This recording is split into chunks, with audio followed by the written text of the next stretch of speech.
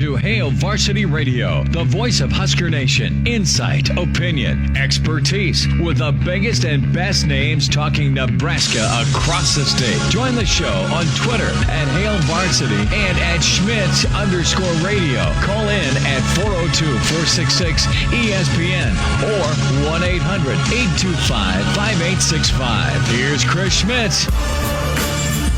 Welcome to it. Happy Friday. It's Hail Varsity Radio presented by the Nebraska Lottery. Not Chris Schmidt. Chris Schmidt currently finds himself 5 strokes over on the golf course. I just made that up. It's probably more like 15. But he is out on the golf course and knocking some rust off ahead of tomorrow's Tyson's Treasure Chest charity golf outing, as he is not going to be shown up by Searles. He has promised me that. So Chris out on the golf course knocking the rust off. Instead, it is Elijah Herbel and Will Wilson taking you through this Friday here on Hail Varsity Radio. And got some good stuff to get into today, as we finally heard from John Cook regarding the appointment of Trev Alberts as athletic director. We heard, I guess we didn't hear, we read a statement earlier this week from Coach Frost. We heard from Will Bolt at the press conference, as well as some reporters talked to him. Nothing official yet from John Cook, but we do have a reporter out in Kearney who was able to track him down. I'm not sure where he tracked him down at, but get some thoughts from John Cook. We'll get into that here in a second. We also learned who is going to be going to Indianapolis for the Big Ten Media Days for the Huskers. Tell you about that a little bit later. We have Erin Sorensen coming up here in about 15 minutes, and in hour 2, we're going to be rewinding that YouTube Tuesday segment with Trev Alberts that we've been talking about this week. I was trying to figure out the right time to place it into the show, and I decided now would be the best time, as we're only 2 days removed from Trev Alberts' appointment, as he gets into that dramatic 1993 win over UCLA, a 14-13 win in that national championship season. So we're going to get into that with Trev in hour 2, and a lot more to get into, including some horns down talk, as that's been the talk of social media here recently. Well, before we get into it, it's our second show of the day. Did you do anything special or fun in between our two shows? As we were together, for the listeners who are not locally here in Lincoln, Will and I took you through the morning hookup this morning here on ESPN Lincoln. Now we're back for Hail Varsity Radio. Oh, hey, Elijah, good morning, or good afternoon. How are you doing? You're already all out of sorts saying good morning at 4 p.m. I know. No, I just laid down, had some lunch, of course, played some MLB The Show, which is fun. You mentioned something about the Tyson Treasure Chest. Yes. Golf event. Uh-huh. That's going on right now? It's going on tomorrow. Tomorrow, yeah. At Highlands Golf Course, I believe. I don't think I could ever play in that thing again. I played in it last time, and you know, it out of all the groups, you know how hard it is to get last in a scramble event? Well, my team did. Who was on your team? It was my buddy Chase, and then 2 listeners who listened to ESPN here. Uh-huh. We invited them out. It was like a contest. They won. And so they came out and played with us. And they got stuck with you. Oh. Yeah, me. Yeah, I was. Anyways, we shot like 5 under, and that was last place. It's competitive. That's why Chris is so serious about going and knocking the rust off, which is funny because I know for a fact he was out golfing like last weekend. No, there's no rust. He's still got to knock the rust off. There's no rust to dust off. He's just knocking the ball around. We'll put it that way. Seeing how many balls he loses today. Right. But yes, it's much the same for me. I was saying this morning how I was house sitting for my dad this weekend, which was fun. So I stopped back over there and let the animals out. Stole some lunch from them, which is awesome. But you have to. My brother is also out of. So him and his wife just married about a month and a half ago. They're both out of town. My brother's in Kenya. He's a school teacher here in Lincoln. Teaches at Lincoln East, and in the summer, you know how you don't have any work in the summertime whenever you're a school teacher. He works for a local nonprofit, and I usually say no free shout-outs, but they're a nonprofit and they do good work. So it's the Hope Venture, and they're out in Kenya doing some projects out there. So he's over there, and then his wife is somewhere as well. So I'm double duty, taking care of all the family pets, taking care of my brother's cat, my dad's 2 dogs, and his cat, as well as taking care of the 2 animals I have at my own house. So it's a busy weekend for me taking care of animals. I feel like a farmer. Yeah, as you should. But like you said, free food. That's what's nice. That is what's nice. Numbers to get in today, 402-466 3776 or 1-800-825-5865. Again, 402-466-3776. That's how you get contacted with us today. You can also send me a tweet at Herbal Essences or send Will a tweet at Willie on the radio. Got that right? Yeah. I'm getting better at it. Or at ESPN Lincoln's how you get in contact with us. That's also where you can find all the interviews from the show today. ESPN Lincoln at Twitter or ESPNLincoln.com. But let's get right into this, as there was a pretty good question in the mailbag that Mitch Sherman finally got around to this week. And the question is it's relating to the outside perception of the Trev Alberts hire and the Scott Frost hire as well, even though that's now 4 years removed.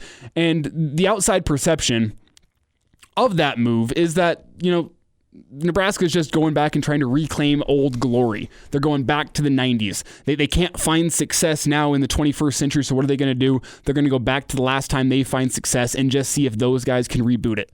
I mean, I've seen comments like that before on Twitter. If you're following any of the national pundits on social media, I'm sure you've seen takes similar to this as well, that it's just, Nebraska going back to the glory days. Bill Moose wasn't working out for them, so what they do, they went back and found a player from the 90s, just like they did with their football coach. And that just seems to be what the perception of Nebraska has been, honestly, even since they've joined the Big Ten, is just that Nebraska is going down this route of trying to reclaim old glory that they're never going to find. And the question I want to get into for this first segment here is that a fair evaluation of the current situation at Nebraska? Is Nebraska simply trying to reclaim that old glory? I mean, you can go back to Tom Osborne being named the athletic director back whenever Nebraska was making the move from the Big 12 to the Big 10. That Nebraska didn't find any success with Peterson, so what do? They go back to the 90s. They go back to the old coach, Tom Osborne. He's going to reclaim that spot of Nebraska in the glory land, and he's going to lead them to glory again, because, again, that's all you can do as Nebraska is go back to the 90s. Now, I personally don't agree with this sentiment at all. What do you mean? What do you mean you don't agree with the national media making fun of us for that? Well, even just the fact that while Nebraska is going back to the players that led them to success in the 90s, that's not why they're going to these players. I mean, Scott Frost, everyone wanted Scott Frost after they saw what he did at UCF. It just happened to be that he was a guy who played here in the 90s. And what's important here is Nebraska is going to these guys that played here because they get the culture and they care. That's the difference, is there's not many people around the country anymore that care. That if you were to hire a football coach to come to Nebraska, they wouldn't get it.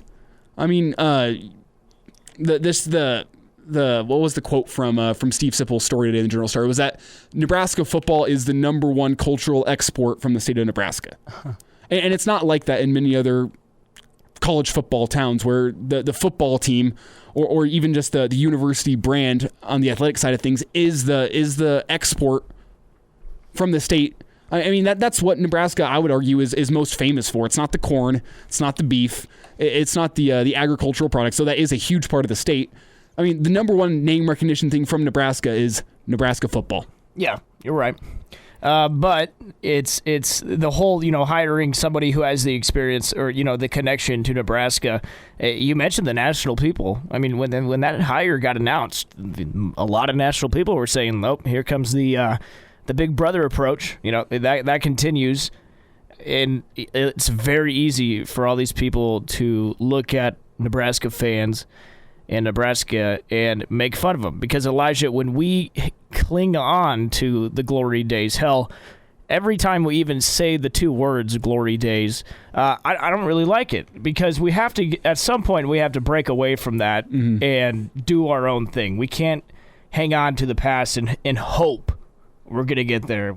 At some point, we got to, let that go and focus on what we have right now. So do you think the hire of Trev Alberts and Scott Frost is moving down that path of letting it go, or do you think it is trying to reclaim the old glory? No, I think it is trying to reclaim it. There's a reason, he played here. Okay, I think that was a big part to it. I think one thing we all don't really think about is we think about it, but the money.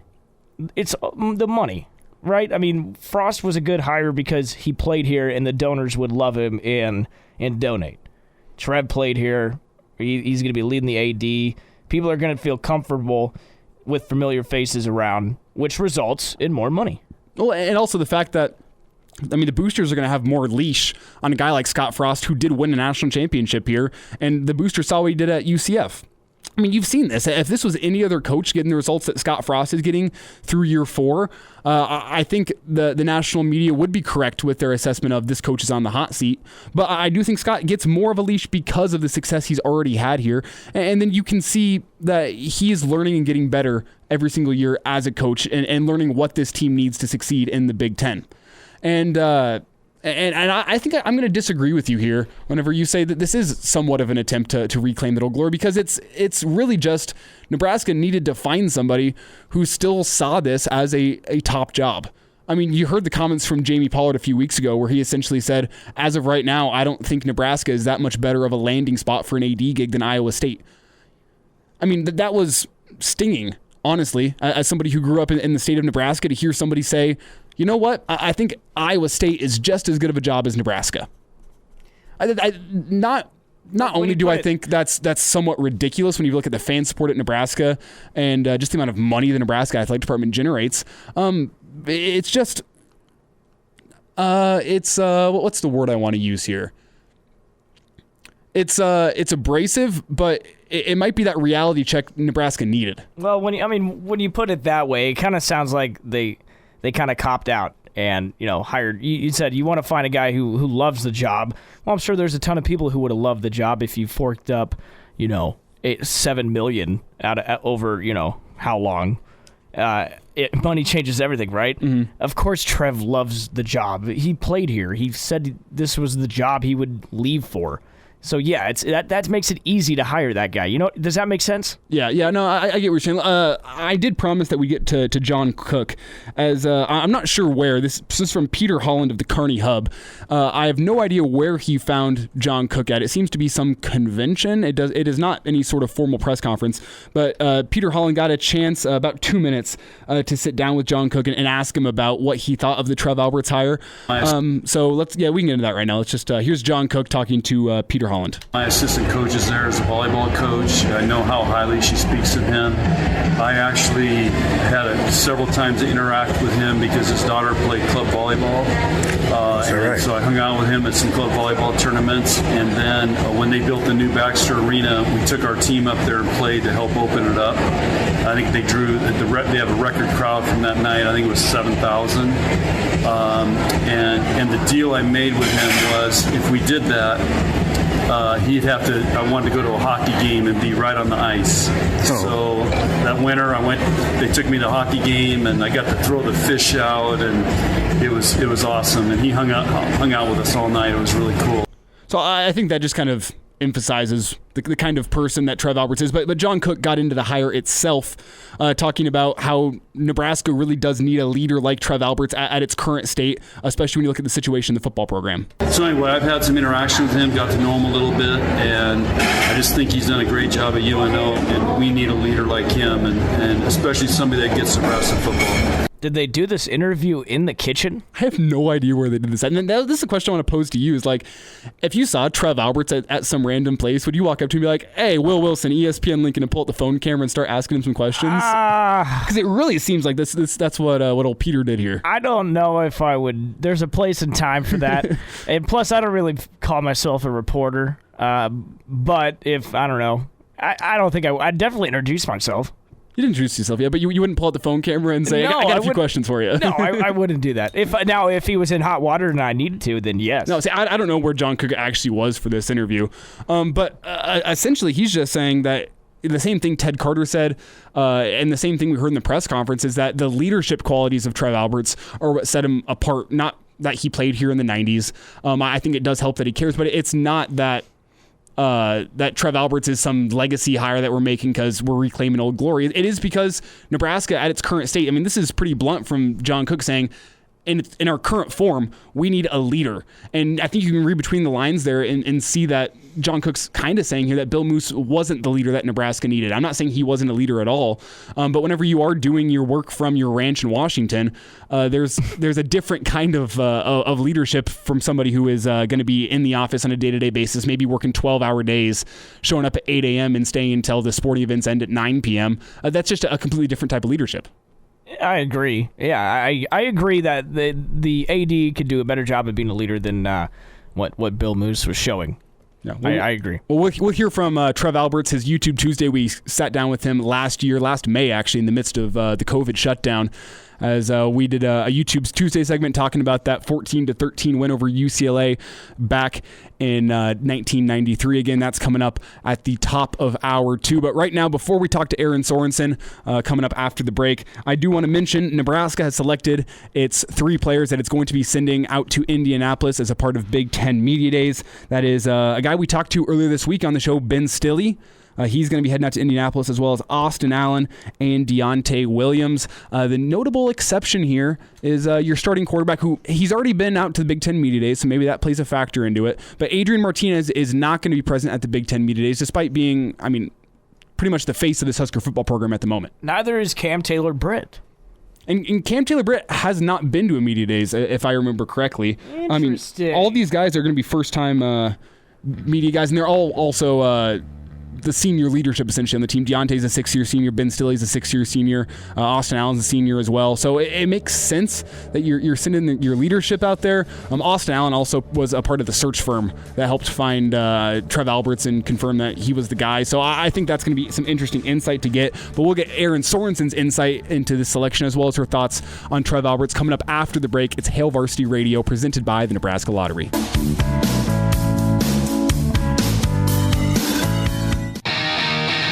And we're back Fellas, think we could listen to the radio on Hail Varsity Radio, presented by the Nebraska Lottery. Yes! That's awesome!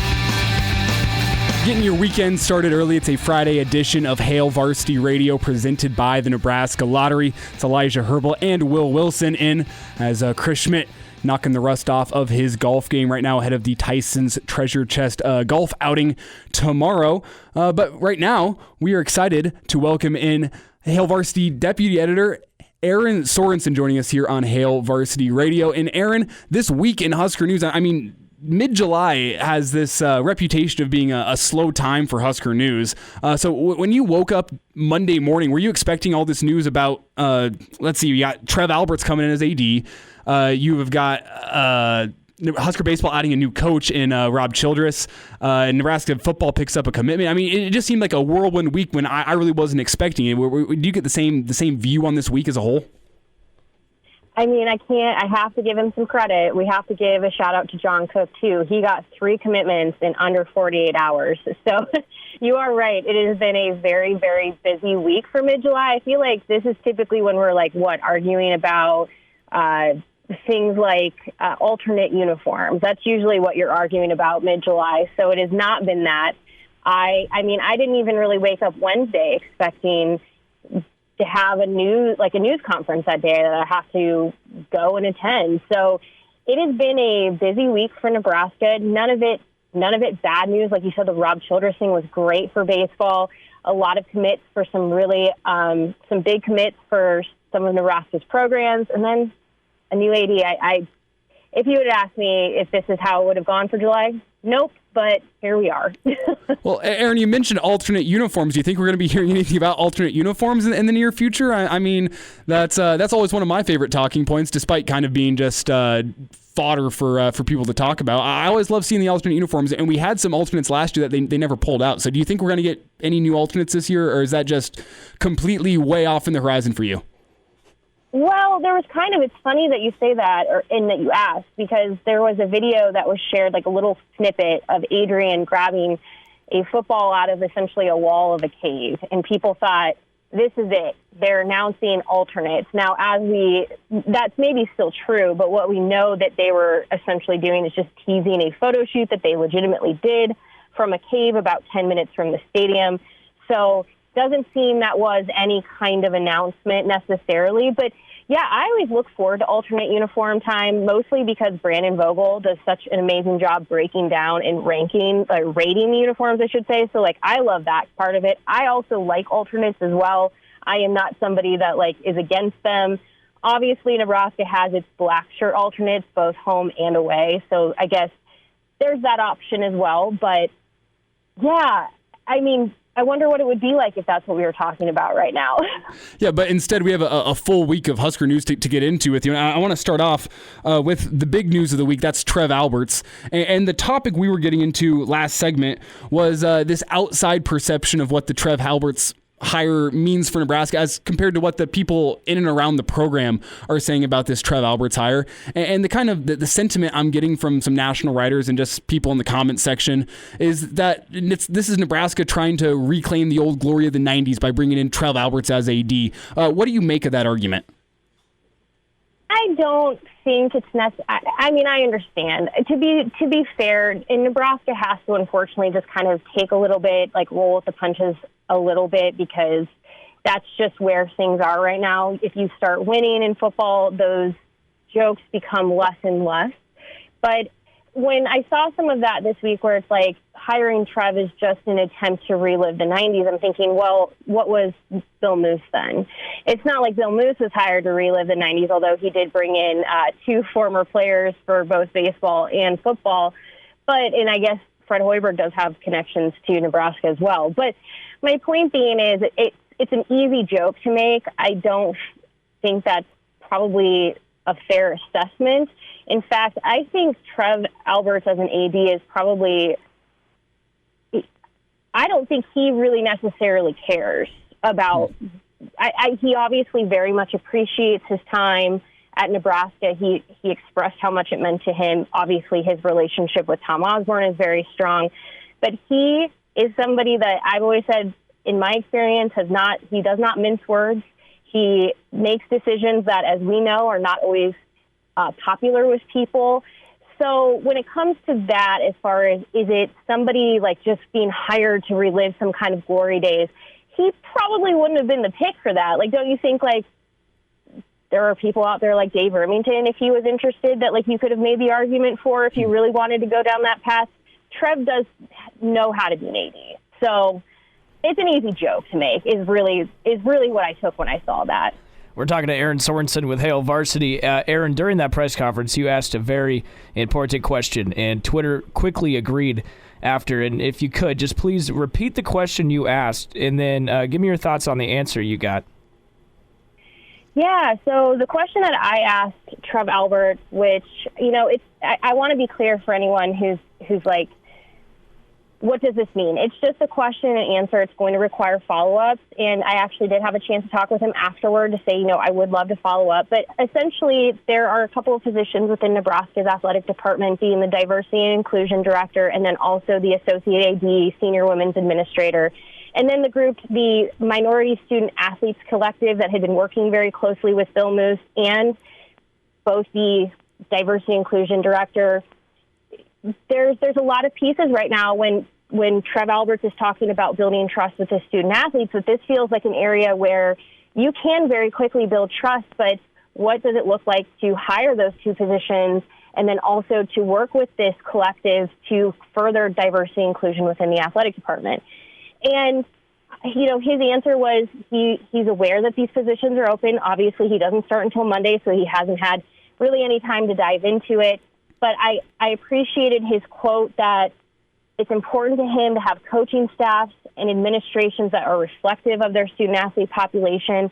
The reason that this is significant is Nebraska has never had a black head coach for any of its sports. In fact, at this time, the university only has one person of color as a head coach, and that's swimming and diving head coach Pablo Morales. And I want to be careful because I know a lot of people, and I did see some of this on Twitter too, where it's not about the color of your skin, it's not about being a man or a woman, it's about who's right for the job. And absolutely, whenever anyone says that, I'm like, we're actually in agreement. You and I are on the same page. But you cannot pick the best person for the job if your applicant pool is not bringing everybody to the table, at least for a fair shot. So from what Trev has said in his hiring practices at UNO and the way that he has sat on search committees for other things, he seems to be somebody who wants to bring a diverse group of people to the table to fill positions, to make sure that when you do hire that person, they are the right person. So when you talk about, the color of someone's skin, their gender, all of that, then you don't even have to say that to me. Oh, it's about who's best. Absolutely. So that was my question, and he gave, in my opinion, a good answer for the environment that we are in, and it's going to require follow-ups, but I appreciated his candor and his honesty, at least in that moment, and I'll be interested and eager to have additional conversations. But I hope people know, these are good conversations to have. He talks about building respect and trust with his student athletes, and this is something they care about. So we absolutely should be asking because it's something that matters to them. I mean, Erin, when I look at, the Husker recruiting class of 2020 and how many of those guys were from Florida or areas that just aren't like Lincoln at all, and the length of time they spent on campus, which a lot of them was not even a full football season or not even a full year before they're headed back home, areas closer to home. Do you think that kind of underscores the importance of this hire that he's going to have to make for the athletic department? Yeah, and I think all coaches and all athletic departments are always wanting to accurately represent their players, but that's not always been necessarily the case. And Nebraska has some work to do. We know last fall that minority student athlete collective submitted a letter to the university asking for some things to be met, or at least some discussions to be had. And Bill Moose was working as part of that group to move that forward. So certainly that's an area that Trev Alberts will take over, overseeing and building that trust. But yeah, when you bring in people who maybe have a different perspective, that is not a bad thing. And when we're talking about, hey, your athletic director is being hired because people think he's bringing back the 90s to Nebraska, it's probably not a bad idea to also make sure that you are looking as thoroughly at potential candidates for things like, hey, does this person maybe understand why individuals might want to transfer? Are there things that this individual can bring to the table that will continue to build trust with our student athletes and make this space more inclusive? So all of these things, in my opinion, are a good thing. They're good conversations to have. So it is funny whenever you see a little bit of the pushback. I'm like, I actually think we're talking about the same thing. We're just maybe approaching it differently, but I appreciated how he at least handled that question and answered it to start. It's a good jumping off point for further conversation with him about this. Erin, we got about 90 seconds left here, so before I let you go, I want to ask you about the 3 Huskers that are going to Indianapolis for Big Ten Media Days next week. We learned today that's going to be Ben Stilley, Austin Allen, and Deontay Williams representing the Huskers out in Indianapolis. So what do you make of those 3? And also, you've seen some people on Twitter saying, why isn't Adrian Martinez going? He seems to be the face of the team. So what's your take on that? Well, just to be clear, this week was given as a vacation week to players. So in some cases, like Adrian, they may have simply already booked vacations or trips home. And so Scott Frost, the football team, said, we will not make them have to come to Big Ten Media Days if things have already been pre-planned. You have 2 6-year seniors. You have Austin Allen, who has been he's been saying he wants to be a leader of this offense. So it makes a lot of sense to me. I think Deontay and Ben will be great additions. Adrian's gone to Big Ten Media Days multiple times already. I think this is a really nice group they're going to offer different perspective. And I'm excited to see Austin continue to grow into that leadership role in this way. So I like it. I think it's going to be a really good group for Nebraska, really good representation. But again, don't read too much into it. If you're a fan wondering why anyone's not there, they may have actually just booked trips home to see family. And if they did that, Nebraska said, that's fine, go ahead and do that, and would not ask them then to go to Indy. There she is, Erin Sorensen, deputy editor of Hail Varsity Magazine. Erin, appreciate the insight today. You have a good weekend, all right? You too. Thank you.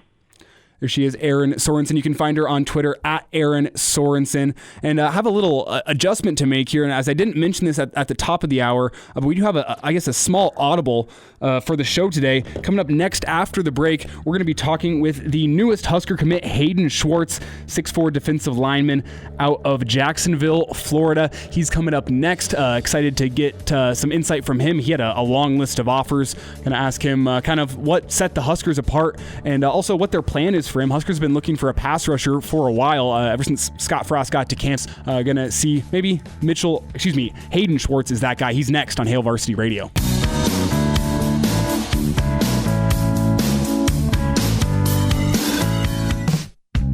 Miss us? Come here, brother. Give me a hug. Bring it in for the real thing. We're on call for you. Catch the podcast at hailvarsity.com, the ESPN Lincoln app, or download them on iTunes. Saddle up, partner. Back to Hail Varsity Radio. Back in on a Friday, it's Hail Varsity Radio presented by the Nebraska Lottery. Elijah Herbel alongside Will Wilson getting you ready for the weekend. Just heard from Hail Varsity Deputy Editor Erin Sorensen. And we're excited now to welcome in the newest commit in the Huskers class of 2022. That is Florida defensive lineman Hayden Schwartz. He's joining us all the way from Jacksonville, Florida. Hayden, how you doing today, and how does it feel to be the newest member of the Huskers commit class of 2022? Oh, man, I'm doing good, and I'm not going to lie, I'm pretty fired up. I'm pretty fired up. I mean, you made this decision on Wednesday, I believe, because it was a busy day for Nebraska. Nebraska named a new athletic director. That was in the morning, and then the afternoon, Nebraska picks up a commitment from you. So I just want to know, is this something that you actually decided Wednesday morning, or is this a decision that's been a long time coming? It's been a long time coming. Honestly, I had no idea on Wednesday. I wasn't really on my social media that much that y'all hired that new AD, so it just kind of happened like that. But yes, sir. So I kind of talked to Coach Frost and the other coaches the week prior and kind of committed to them, and then I just announced it on that Wednesday. But yes, sir. So what was how did Nebraska stand out? I mean, what other schools were you talking with, and why did you choose Nebraska? Okay, so I was talking to Michigan, Missouri. Those are kind of my top three, Nebraska, Michigan, and Missouri. Because the month of June was kind of honestly just with how recruiting's been. But those are kind of my top three, and then just what stood out with Nebraska was really the culture, the family culture that was there, and then Coach Frost, he's just awesome, and then the whole staff they have there, Coach Shenander and Coach T, they're just it's just a really, really great environment that they built up there. So I just, I really wanted to be a part of it. Hayden, tell me a little bit about your visit to Nebraska you took in June. Who did you connect with on the coaching staff? Which players did you get a chance to talk to? And just as a whole, what do you think of Lincoln? I like Lincoln a lot. I'm not going to lie, being from Florida, I mean, I grew up in Colorado a little bit, but I pretty much lived in Florida for a while.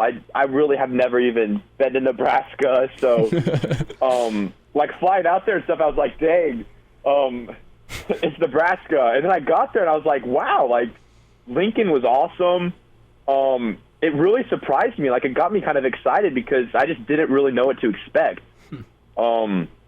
And so it was a great time there. And then so Ryan Callahan, I think he helps out there. He was the guy who kind of led me and my dad around, and he was awesome. And then so I pretty much talked to Coach Frost, obviously, but then Coach T, just the defensive line, Coach Shenander. It was just I kind of got a little bit of everybody, and then.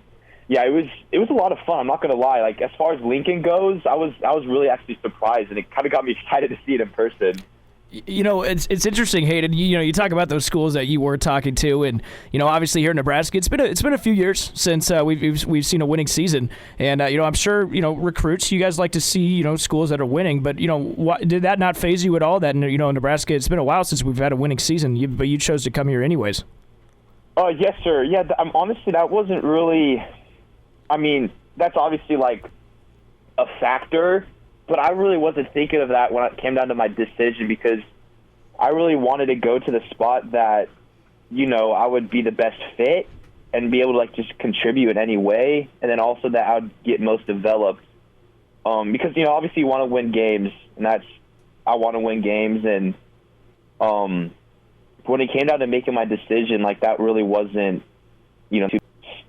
you mentioned. Tell me about your game. How does your game translate into what Nebraska wants you to do, and what exactly does Nebraska want you to do once they get here?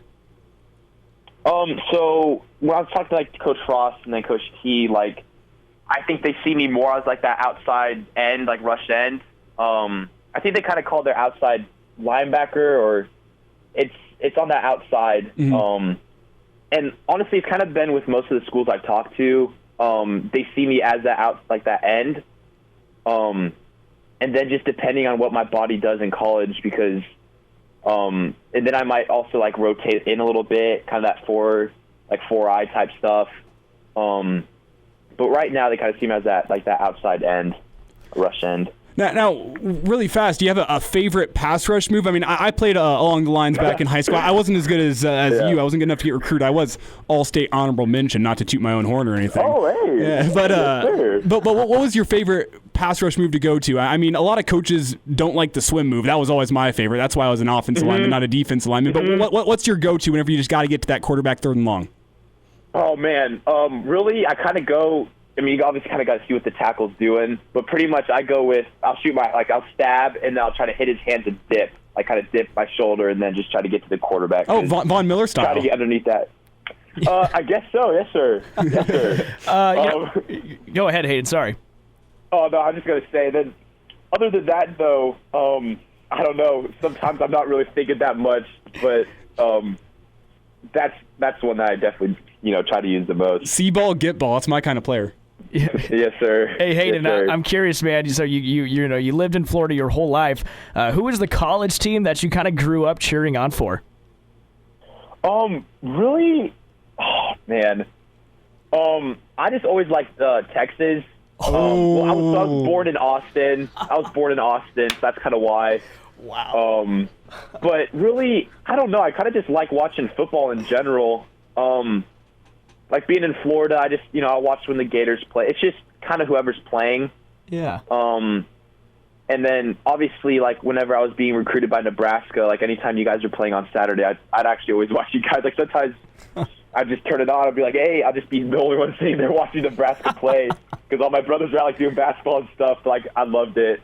But really, I didn't really have I guess I'd say like just Texas, but that's just because I was born there, and it's just as a little kid, Hayden, before we let you go, we got about a minute left here. Probably time for one last thought. I just want to ask, if you looking across Power 5 football, NFL, do you see a defensive lineman that's your favorite or a guy that you try to model your game after? Well, I always watch the Bosa's a lot. I don't know if my game's exactly like theirs, but I like watching them whenever, at least in the NFL.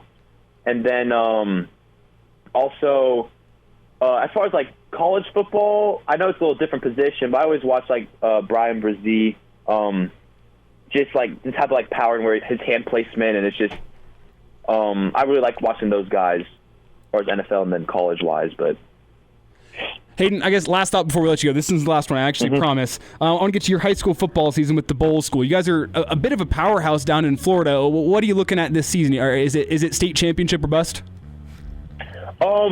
Honestly, I think this year it's gonna be a fun year. So we've made it these past 2 years, and honestly, you really never know until you start the season. But our team's looking really good. We're looking solid, and as far as the seniors, we have a pretty good upper class, and then we got a bunch of young guys coming in that are making an impact. So I think it's going to be a fun year. I think it's going to be a fun year. Hayden, this was fun. Hope we can get caught up again soon. Have a nice weekend, and can't wait to see you wearing Husker red. All right. I can't wait either. It's going to be fun. Thank you so much.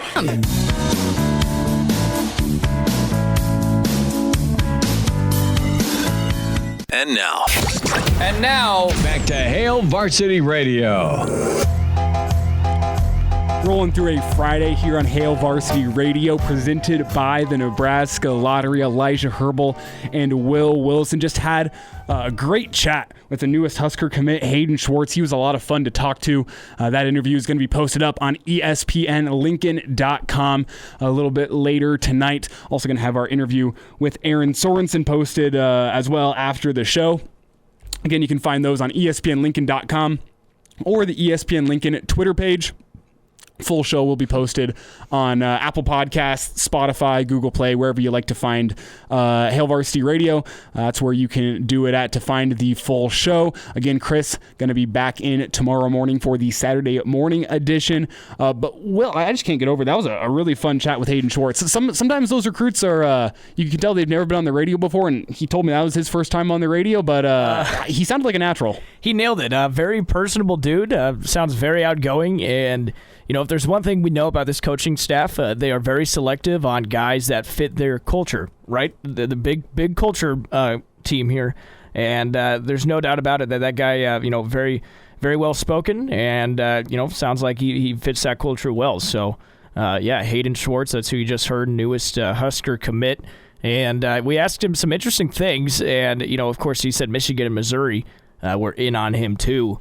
And I love that answer. I asked him, it's been a while since Nebraska had a winning season, but you're still choosing to come here. And he's like, that's just not even on my mind. He loves the coaches. He said he loved Coach Frost. And you're right, very personable dude. Great conversation. Well, I mean, that's one of the beautiful things about college football is that every 3 to 4 years the roster gets turned over. It's a new set of guys coming through. So I guess past failures does not define future success, and past success does not define future success. So sure. That was a fun chat. Again, ESPNLincoln.com is where you find that. Before we get out of here this hour, I do want to mention something Erin Sorensen discussed briefly in her interview with us, and that was the Huskers with 2 new volleyball recruits. Both of them top 15 in the country. The number 6 player in the country, Caroline Juravicius. Don't want to mess that one up. If the last name sounds familiar, Juravicius, it's because her dad was an NFL wide receiver with both the Tampa Bay Buccaneers and the Cleveland Browns. A bit of an NFL journeyman.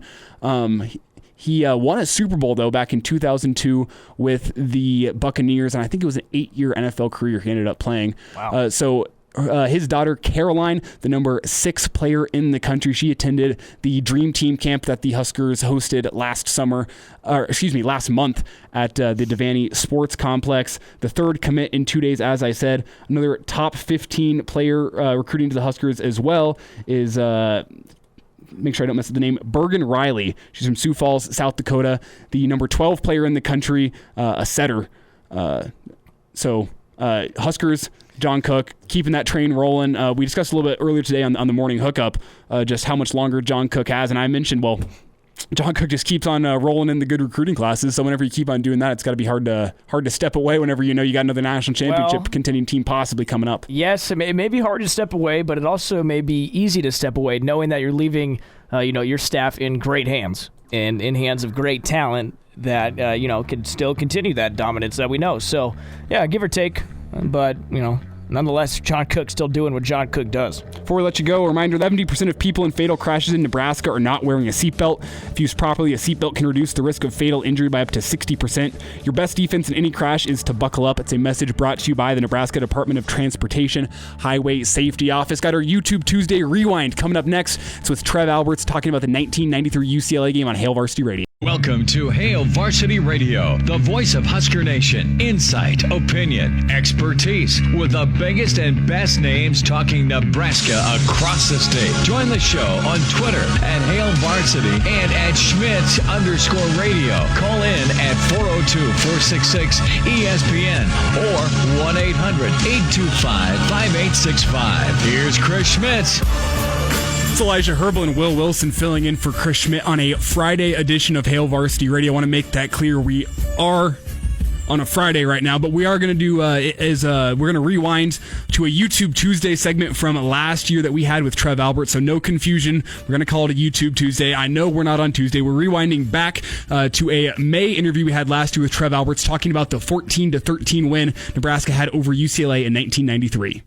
Back with you, Hail Varsity Radio, presented by the Nebraska Lottery. It's YouTube Tuesday time, and we welcome in a College Football Hall of Famer, Nebraska Hall of Famer, the Butkus Award winner in 93, and the athletic director at the University of Nebraska, Omaha. We say hi again to Trev Alberts. Trev, how's your Tuesday going?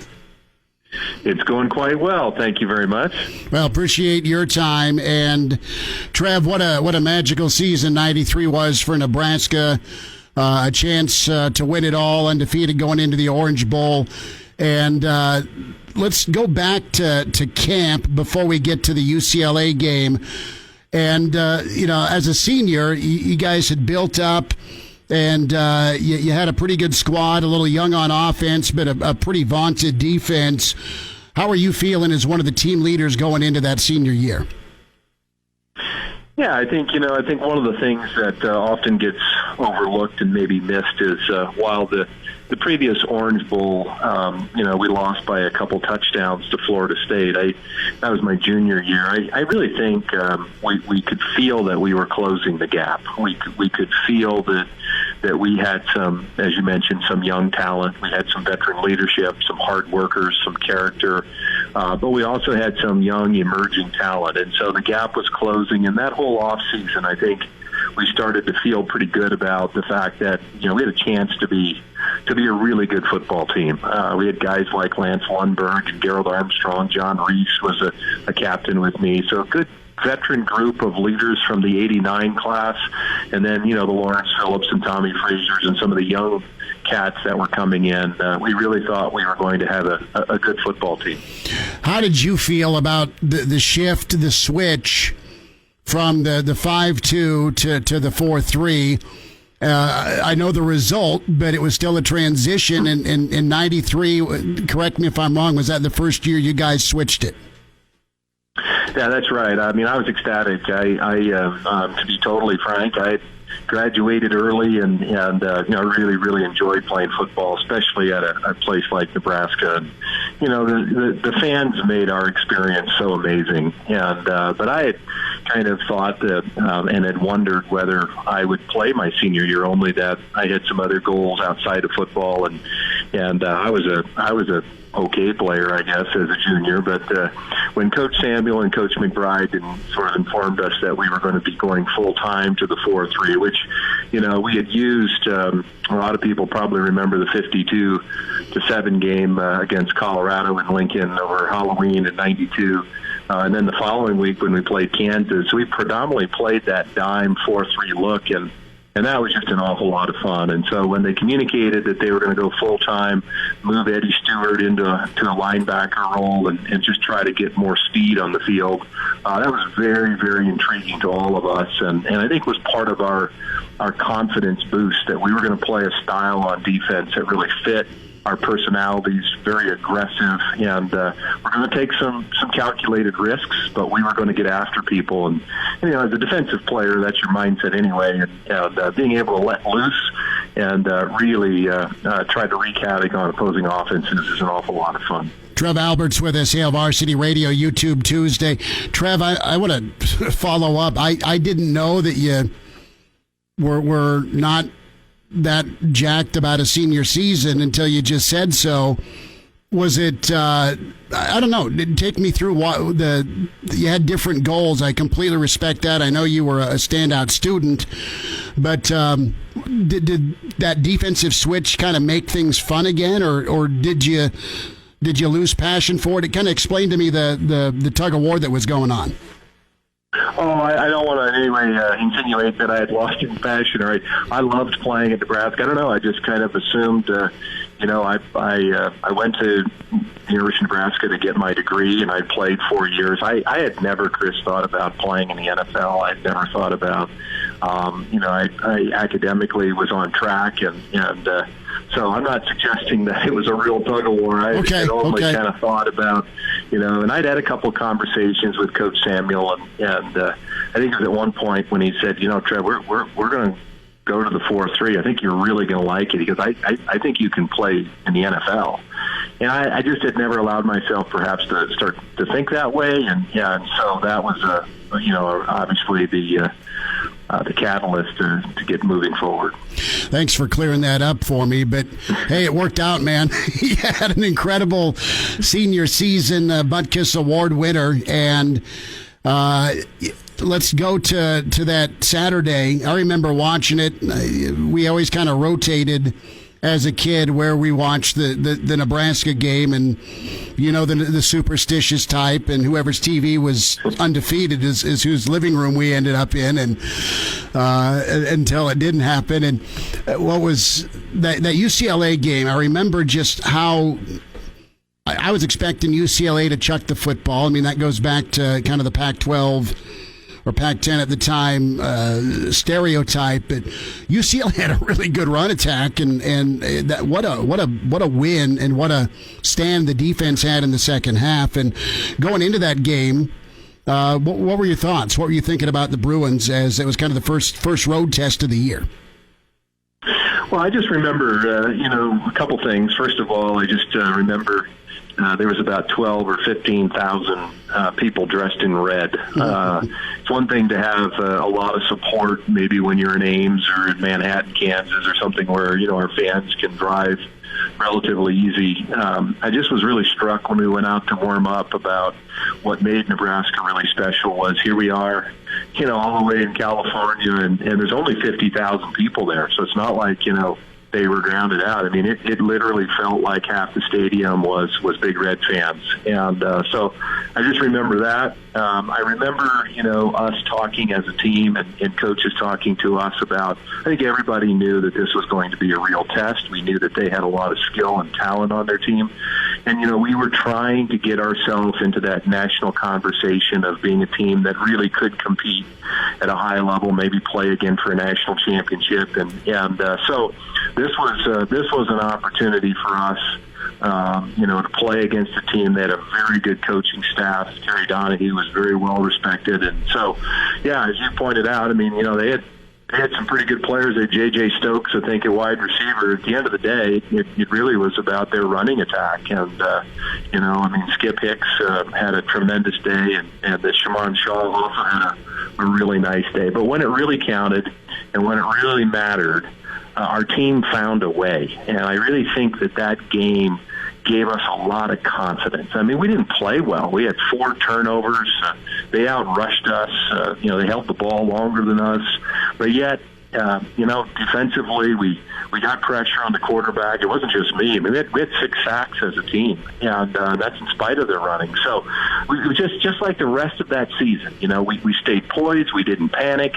And we found a way. I mean, we also had a lot of injuries going into that game. Tommy wasn't great. Damon Benning wasn't feeling well.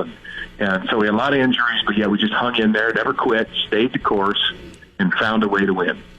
Trev Alberts with us, YouTube Tuesday. Our game is the Nebraska road win at UCLA in 93, 14-13. That UCLA team ended up taking the Pac-12 and playing Wisconsin in the Rose Bowl, and Nebraska able to put enough defensive stops together. I remember watching that, and Damon's out, and Calvin Jones isn't suited up or didn't play because he was still nursing a knee injury, and it was a homecoming for Lawrence, and man, the sophomore delivered. He was incredible. Frazier gutted it out.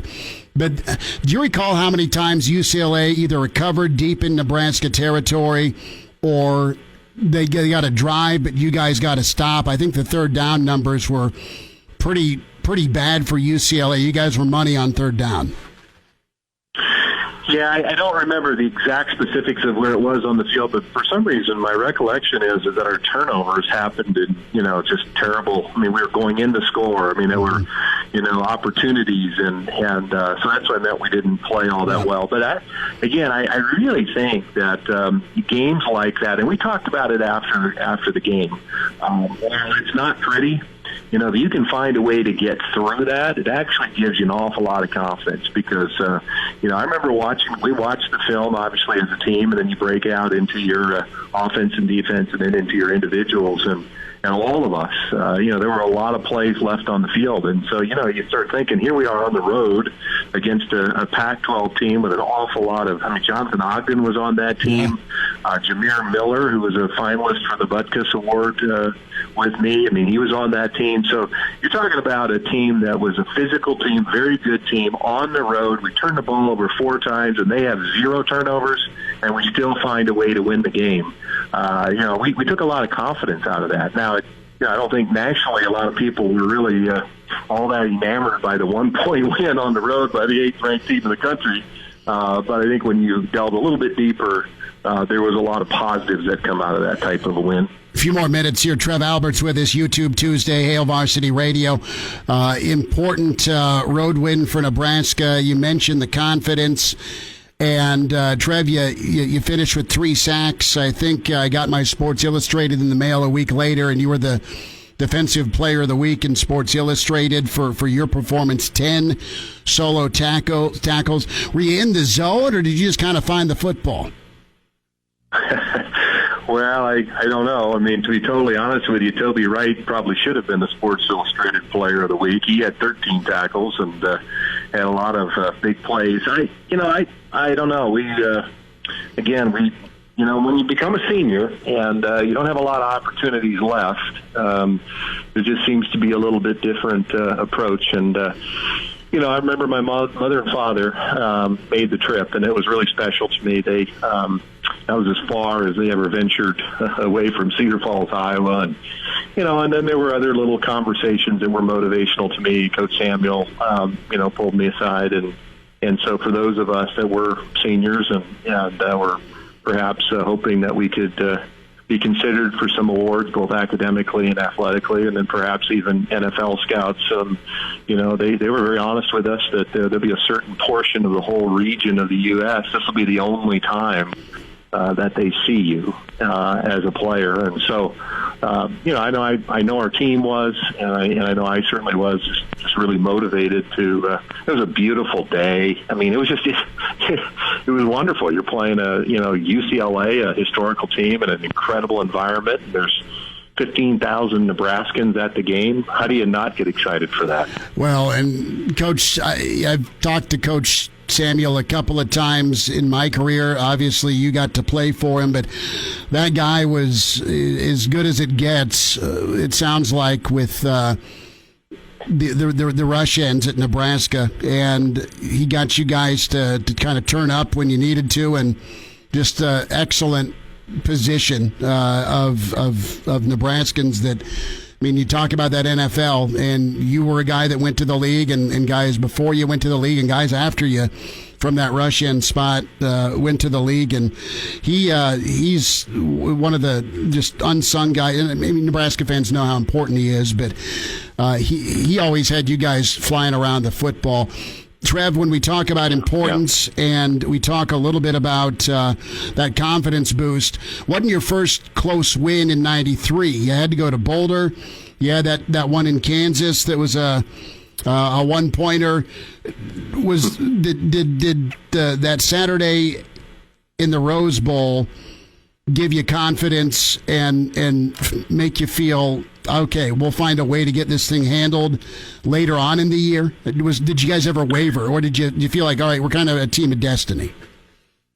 Well, I think it kind of built upon itself a little bit. And real quick, first, I do want to say I 100% agree with you on Tony Samuel. His brilliance was people and understanding what made them tick. He wasn't a rah-rah, didn't yell and scream and get you all, but he knew what it was that motivated you. And what motivated me was different than Broderick Thomas or Jeff Mills or Travis Hill or Grant Wistrom, but his genius was understanding it and then using it to benefit the team. But, I would say, Chris, I think that was just kind of the personality that our football team kind of took on. I mean, we were a bunch of fighters, and we were never going to be out of a game. And you look at the ebb and flow of a football game, and momentum is such a big component. You look at even in the Orange Bowl when we lost to Florida State, there were multiple times where we could have probably said, well, at least we played them close. We weren't embarrassed. It wasn't a blowout. But just a even-keeled, poised, hardworking, resilient group that just kept fighting. And it wasn't one person or one side of the ball. I mean, it was all of us. I mean, Byron missed a field goal against UCLA, came back and made an important one. UCLA missed a couple. So that's just football, and your ability to stay focused, keep working, stay together, stay unified. That was just our team. And I can honestly tell you that I don't recall one time in my senior year that our team, we never, ever, the thought of us losing really never even crossed our mind. We just always knew we were going to win the game. Perhaps it wouldn't be quite as big of a margin as we had hoped, but losing was not something that was even part of our thinking. And I think that's part of, you earn that through overcoming those barriers and obstacles and finding a way to win those close games like we did at the start against UCLA, and then just really carried on throughout the course of that season. And now, back to Hail Varsity Radio. Back in on a Friday edition of Hail Varsity Radio. It's Elijah Herbel alongside Will Wilson. So we're currently rewinding back to last May for Schmidt's sit-down with Trev Alberts on a YouTube Tuesday. Again, it's Friday, but we're rewinding back to YouTube Tuesday as Trev was recapping Nebraska's 14-13 win over UCLA and his experience in that game back in 1993. Here's more from Schmidt and Trev. Trev Alberts, YouTube Tuesday with us. We're talking Nebraska, UCLA, the 14-13 win against a Rose Bowl-bound Bruin squad from the Pac-12. Great defense, enough offense, gutty performance overall by the team. Trev, as we say goodbye, and this was a lot of fun, and thanks for taking the time here on the show. Who are some of the lasting friendships you've had with that team? You mentioned the class of 89, and that's a foundational class for what you guys did as juniors and seniors, and what came after you. Who are some of the guys that kind of poured that concrete, so to speak, for you and for the team with Nebraska football? Well, I mentioned a couple of them already, but, Lance Lundberg, did a lot of battles with him down in the old Schulte Fieldhouse one-on-one from Wausau, Nebraska. Gerald Armstrong, the epitome of a walk-on who had a dream, had a work ethic, and had an awful lot of talent and ability, and turned himself into a starter and a captain. I think he had, at one point, he had like 7 receptions and 6 of them were touchdowns. The guy was a walking touchdown down around the goal line. But John Reese, Ernie Beeler was a real good friend of mine. Of course, Travis Hill was a year older. Yeah. Toby Wright was an incredible. Just a lot of those guys. Terry Keneally, Kevin Raymakers. Just so many. You hate to start mentioning names because, of course, you don't mention all of them, and then you run into them around town and say, "Oh, you don't remember me."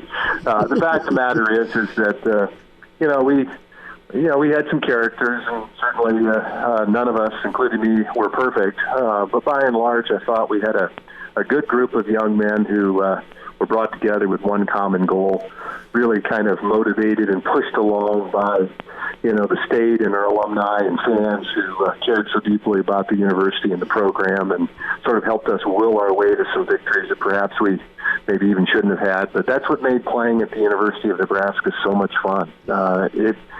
Football at the University of Nebraska matters, and it matters just beyond the wins and losses. It matters to the state, it matters to the local economy, and it just flat out matters. So when you want to be a part of something, you want to be a part of something that everybody's all in on, unified and working together. And I think by and large, that's the kind of team we had. The young men who weren't behind that type of thinking, they didn't last very long in the program. So, we talked about that class in 89, Chris. I mean, I think we had 25 or 6 recruits. 8 or 9 of them were gone after the first year. I'm not suggesting they were all gone because they didn't fit our culture. I'm saying, and many of them were the highest, but not everybody made it. It was very demanding. It was very difficult. And Coach would tell us that if you do see it through and you are a finisher, great things will happen for you. And some guys didn't. And so the guys that did make it, did fight through that, either the freshman team or then being a red shirt and getting beat up a little bit, ultimately got to have some of the rewards at the end. And those were the guys that got to play against games like UCLA. So a lot of fun. A lot of fun. That family-type atmosphere and mentality and common goal. And Coach McBride, when he's with us, references the pit or the one-on-ones and how you'd be going at Lundberg, not you specifically, just as an example you just touched on, and how, I mean, it brought the best out of each of you, and then you could just leave it at the practice field and you guys were good to go to hang out at the training table. That's pretty unique. Yeah, it really is. I mean, but that's absolutely true. Coach McBride is right, but part of the reason we could do that is because of how they talked to us. I mean, they talked to us like men. They communicated well with us. They were very transparent. We talked about those kinds of things. We talked about, literally in a sense, going to war against each other, even though you're teammates, in practice to get better. And I'll tell you, I didn't like him at all in practice. In fact, I couldn't stand him. I certainly didn't like Will Shields either. But then at the end, when it's training table or it's study hall, we're on the same team, and it was about helping each other get better, being great teammates to one another, and then frankly, Chris, once the game started, the reality was it was kind of fun to play against guys and realize that the best players I played against were the guys I played against in practice every day, and so I knew I never went into a game thinking that this guy is going to be something that I've never seen before. Every time I played against somebody in college football, I had played against somebody equal or superior in talent, technique, and work ethic at the University of Nebraska in practice. That's pretty powerful. Trev Alberts, YouTube Tuesday, Nebraska, UCLA 93. Trev, best to you and your family. Stay safe and healthy, and thanks for a few minutes with us here on YouTube Tuesday. Certainly. Have a great day. Thank you, Chris.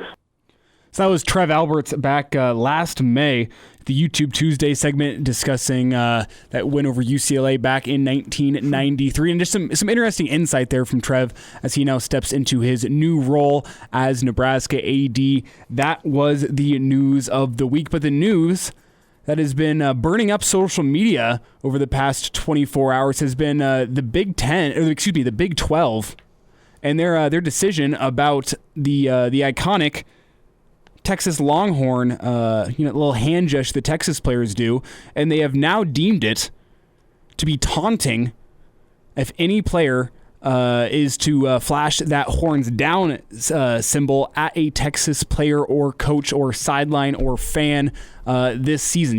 So you can no longer in the Big 12 do the horns down. Boo-hoo. Boo-hoo. Cry me a river. I don't know why Texas is being treated so well. Why are they being treated so much better than Oklahoma? And, I mean, you could even throw Baylor in that mix because they've been good recently. I mean, there's a lot of teams that have been doing well for the Big 12, better than Texas has.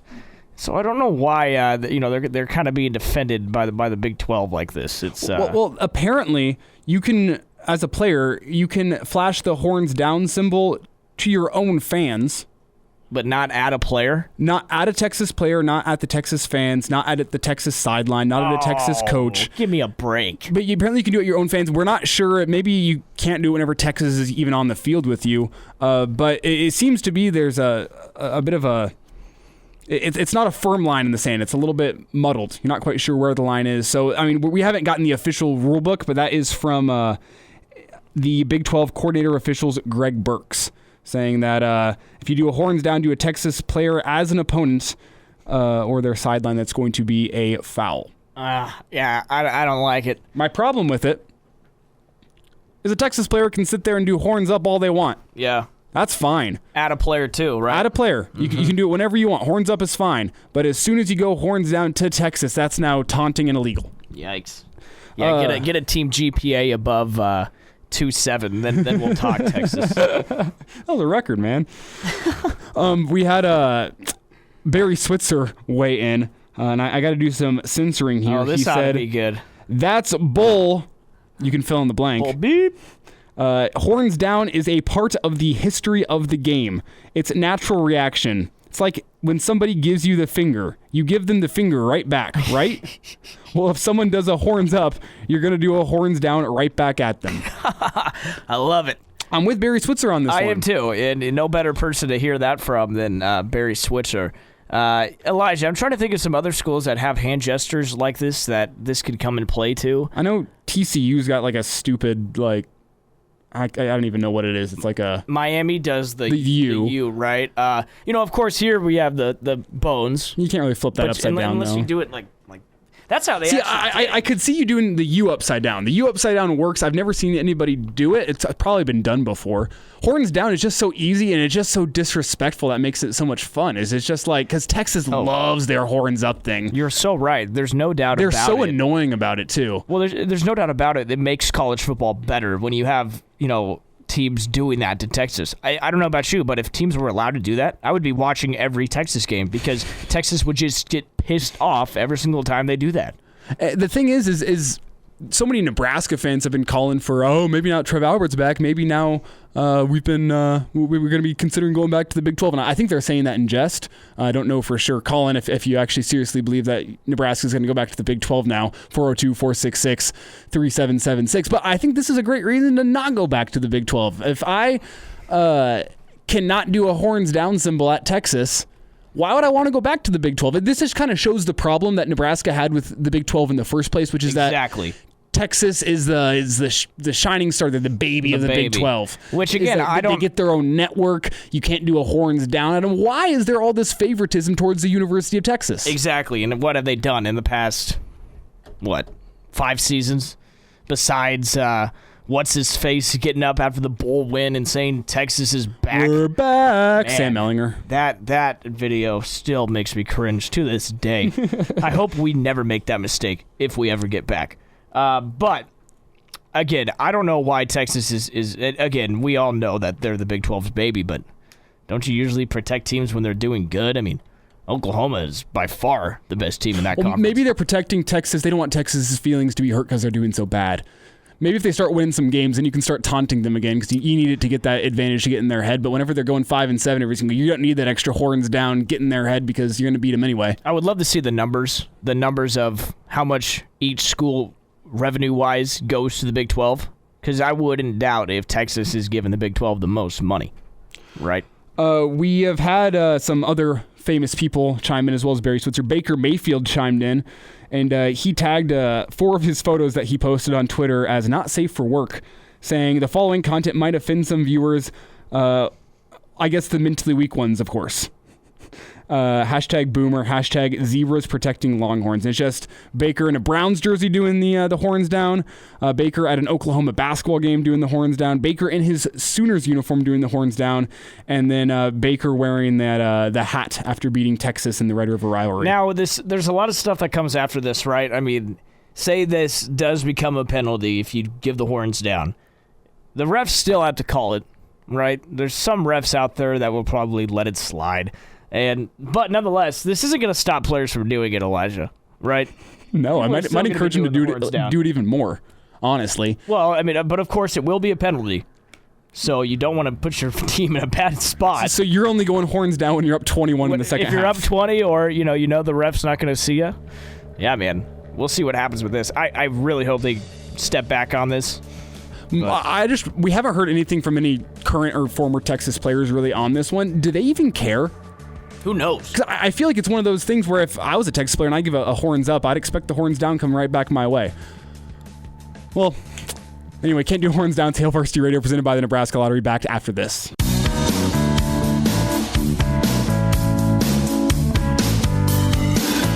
Chime in 402-466-ESPN or email the show, Chris@HailVarsity.com. Just try me. Back to Hail Varsity Radio. Those are the numbers to get us connected. 402-466-3776, 1-800-825-5865. That's how you give us a call, and we'd like to hear your opinion here on this next topic. As we just got into the horns down conversation, I'd just like to give a shout out to a producer for the Nick Hanley show up in Omaha, Go Big Ready. I saw him behind home plate at the College World Series, the Texas-Mississippi State game. Got rain delayed, and he was just behind home plate flashing horns down the whole game. So who is that? What's his name? He goes by Go Big Ready. Big Ready? I'm not sure what his actual name is. Or his name is Freddie. Okay. But he's a TikToker, and he's a producer up for the Nick Hanley show. So I think that's how he got his name out there, was via the old TikTok, which I'm not on. No, I'm not either. I'm 22 years old. No offense to anyone who's on TikTok, but I just feel like that's for the 14-year-olds out there. I feel like I'm too old for it now. Okay, yeah. Wow. Fire shots there from Elijah. No, I'm not on TikTok either. You either are or you're not. I'm just not a good enough dancer, I think. I think that's my problem, is I got 2 left feet. But let's get into this next topic. Show. We were talking about horns down, and I was saying I don't think Nebraska should go back to a conference that doesn't allow you to do horns down.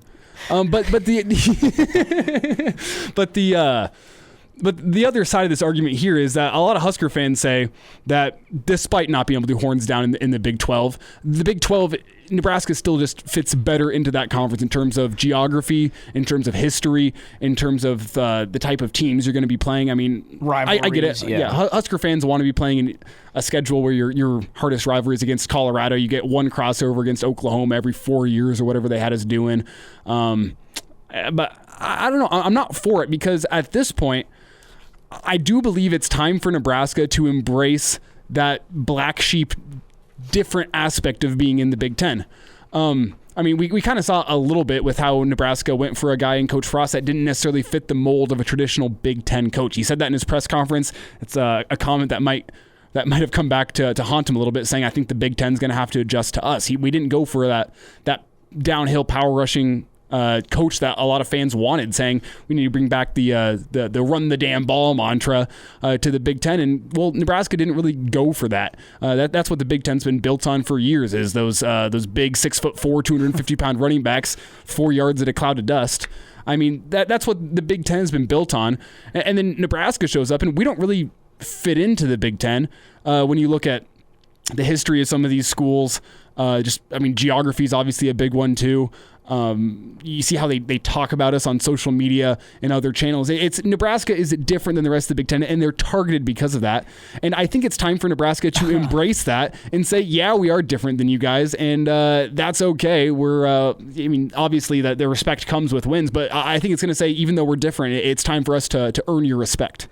Yeah, I mean, we've been trying to earn our respect, and of course, we're Nebraska fans. Especially in basketball. It just feels like we haven't quite earned our spot yet in the Big Ten, and that comes with getting fouls on the road, and getting fouls even here in Lincoln. There's no doubt in the past few years you've seen some things where it's like, God, it's not fair. But also, I have to mention, Elijah, this is all coming from Nebraska fans. People outside of Nebraska could easily think we are getting the same amount of attention as everybody else.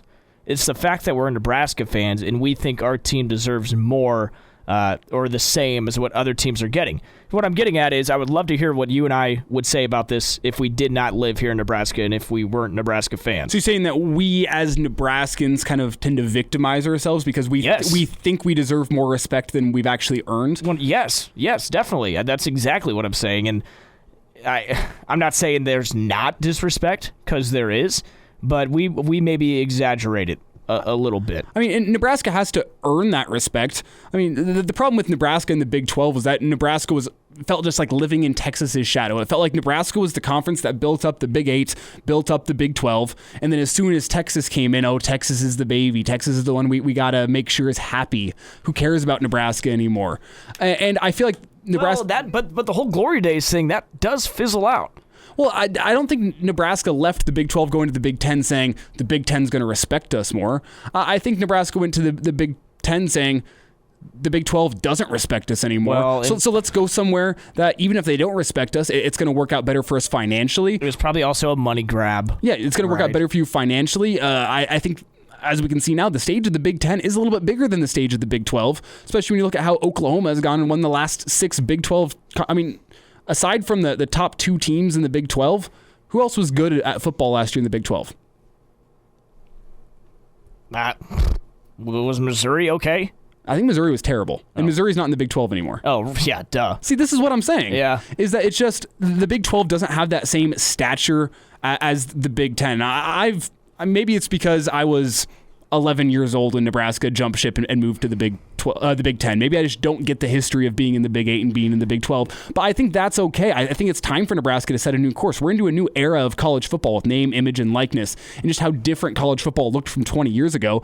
But if you think we're not going to get respect, or if you think we're going to get respect, if anything, we just got to stop looking at that. But look at what has made Nebraska fans proud in the past couple of years. I mean, the number one thing that made me proud as a Nebraska fan was Nebraska, Bill Moose, and Scott Frost standing up to the Big 12 the Big 10 commissioner last year and saying, we're gonna play football. We don't care if no one else in the Big 10 wants to play football. We want to play football. Football is our sport. Football is our moneymaker. Football is what the people in this state care about, and they were willing to accept that role as the black sheep. They didn't want to fit in with the rest of the Big 12. They could have easily just stepped in line and said, okay, 11 other schools, 12 other schools in the Big Ten don't want to play football. I guess we can go with them. No, they said, we don't care if we're going to get made fun of. We don't care if we're going to end up having a terrible year. That's not what's important. We're here to play football because that's what the state of Nebraska wants. And Nebraska accepted that place as being the black sheep in the Big Ten, saying, we're going to play football. So why is it just Nebraska, though? There was 2 other teams that joined after us.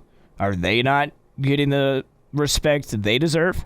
As far as I'm concerned. But they didn't get that same treatment Nebraska got when Nebraska said, we want to play football.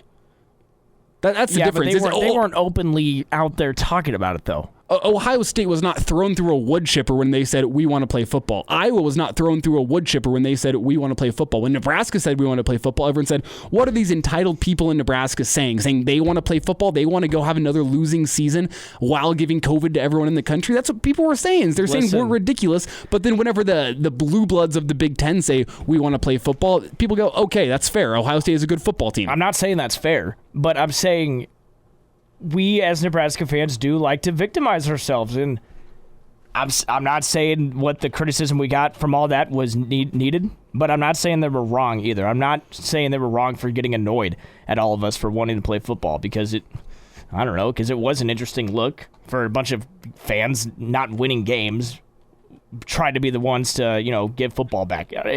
Listen, I agree with you. I'm with every Husker fan that I hated that too. But I think we need to be real with ourselves sometimes, and, not everything is exactly, we're not victim to everything. I guess the heart of my argument is saying we as Husker fans don't need to be loved by the Big Ten. We don't need the Big Ten to say, thank you, Nebraska, we're so glad you're here. Exactly. All I'm looking for is maybe not even respect. Just Nebraska being seen at the same stature as the other Big Ten schools. I think that's the problem Husker fans have right now, and that's why they want to jump ship back to the Big 12. But if you remember, we're not seen as equals in the Big 12 either. You got to win to get respect, Elijah. I guess we'll see what happens this year. We're going to wrap up Hail Varsity Radio after this.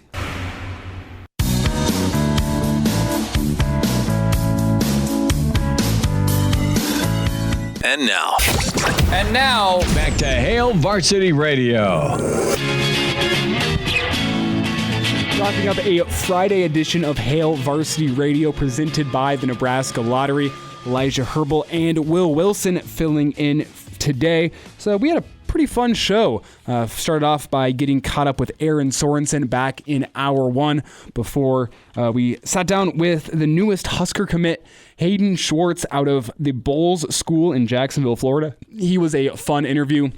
If you missed that one, you can catch it ESPNLincoln.com or the ESPN Lincoln Twitter page. We also had a rewind session with last year's YouTube Tuesday session with Trev Alberts. Been trying to find the right time to plug that into the show because it's a pretty insightful interview about who Trev is and how much he cares about Nebraska. So we had that at the top of hour 1. If you missed any of the show today, remember you can catch it in full Apple Podcasts, Spotify, Google Play. It's also on YouTube. If you search Hail Varsity Radio, it's where you find the full episode. And again, we are going to be back tomorrow morning, Saturday morning edition, 7 to 9 here locally on ESPN Lincoln. If you're listening from anywhere else in the state, you can again catch that via anywhere we post our podcast, Spotify, Apple Podcasts, Google Play, YouTube.